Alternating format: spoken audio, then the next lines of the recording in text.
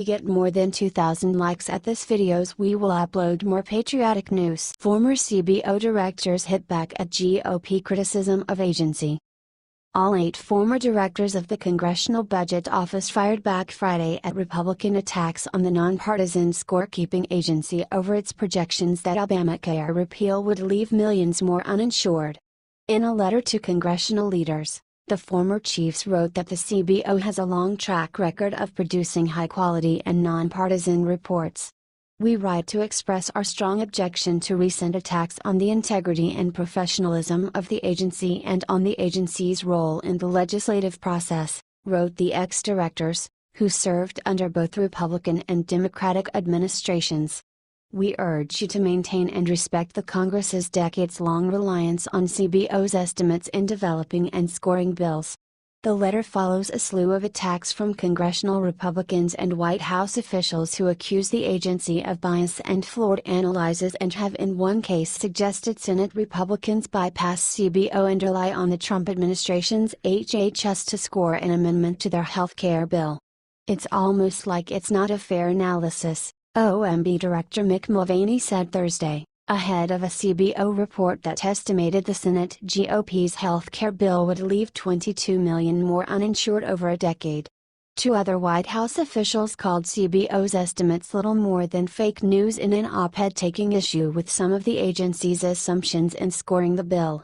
CBO's former directors have bristled at suggestions the agency is fudging the numbers, pointing to its transparency in explaining its methods and emphasizing that CBO never claims to predict the future, but often produces the most accurate projections. Policy changes are often complex, the economy is dynamic and defies precise prediction, and many policies are modified over time, the former CBO chiefs wrote. However, such analysis does generate estimates that are more accurate, on average, than estimates or guesses by people who are not objective and not as well informed as CBO's analysts. The defense comes just days after HHS published a report predicting Senator Ted Cruz's proposal to let insurers sell deregulated plans alongside Obamacare-compliant ones would drive down premiums. That study was roundly dismissed by budget and policy experts, who criticized HHS work as flawed and misleading. The Cruz amendment, which insurers warn is unworkable, could destabilize the market, has not yet been analyzed by CBO.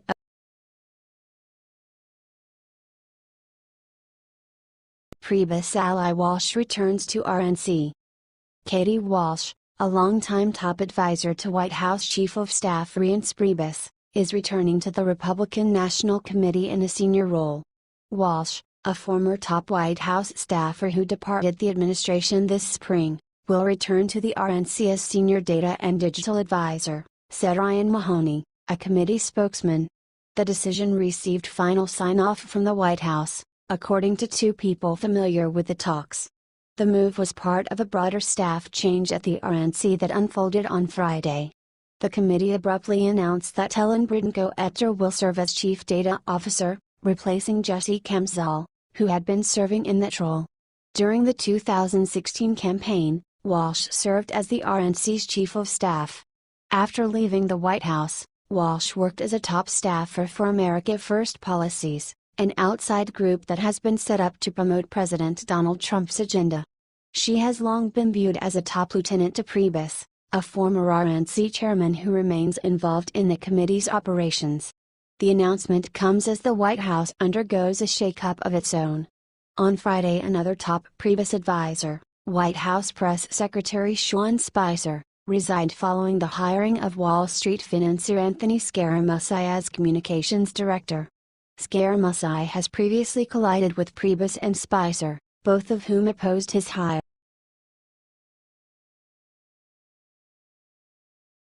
Alabama agonizes over Trump attacks on Sessions. Donald Trump's harsh criticism of Attorney General Jeff Sessions is rattling Alabama Republicans, who count as some of the president's staunchest and earliest supporters.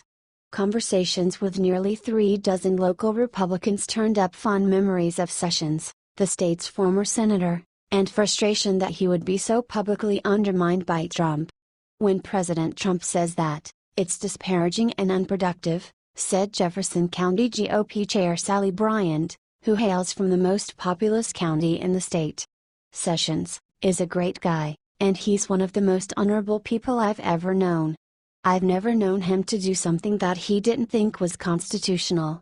There are few places where the president is more popular than Sessions' home state.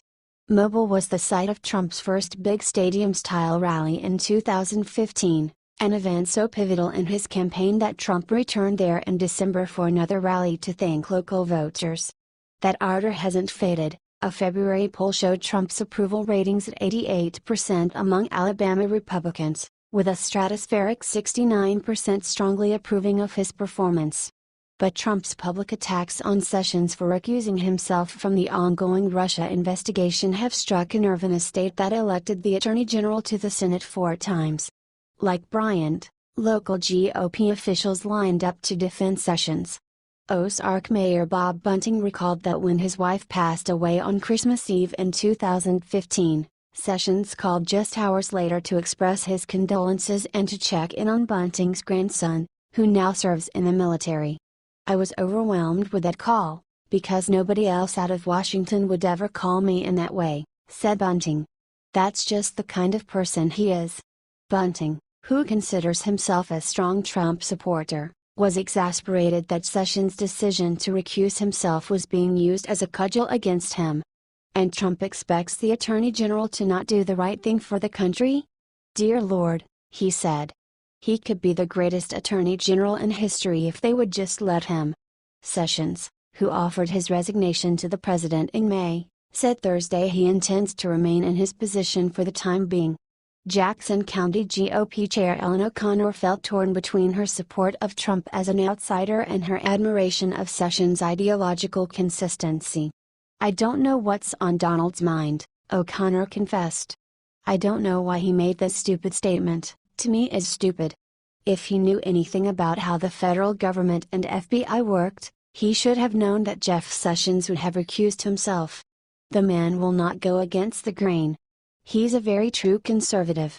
Many GOP county chairs and local elected officials were highly critical of media coverage of Trump and effusive in their praise of Sessions, more than few referring to him as one of the best senators in state history.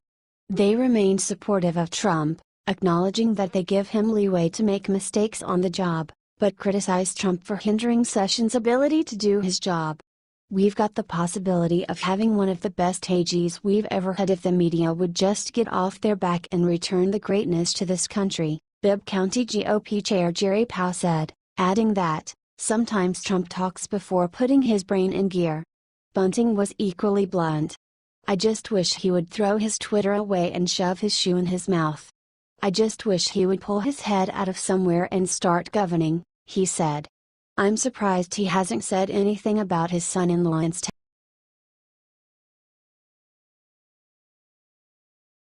U.S. bans travel to North Korea. Citing safety and security, the State Department announced Friday that Americans are banned from visiting North Korea. The decision comes on the heels of the death of Otto Warmbier, a University of Virginia student who died after being detained in North Korea for more than a year.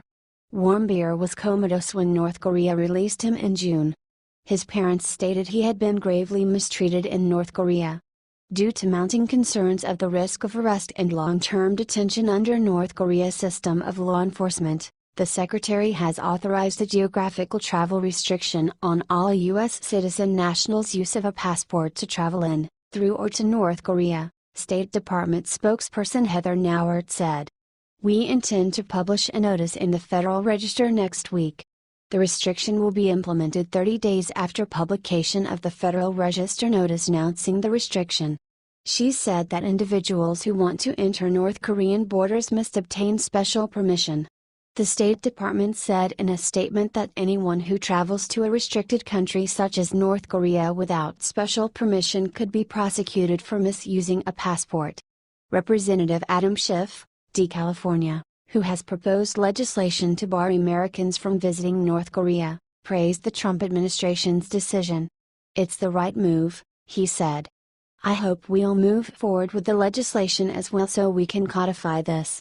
"We've just had too many tragedies with Americans going to North Korea, it isn't safe." When asked if the US should still help Americans who defy the ban and are taken prison by North Korea, he replied, "Ultimately we take responsibility for all of our citizens, but we ought to be doing everything we can not to allow themselves to put themselves in harm's way, and putting the country in that position." Others also commended the move.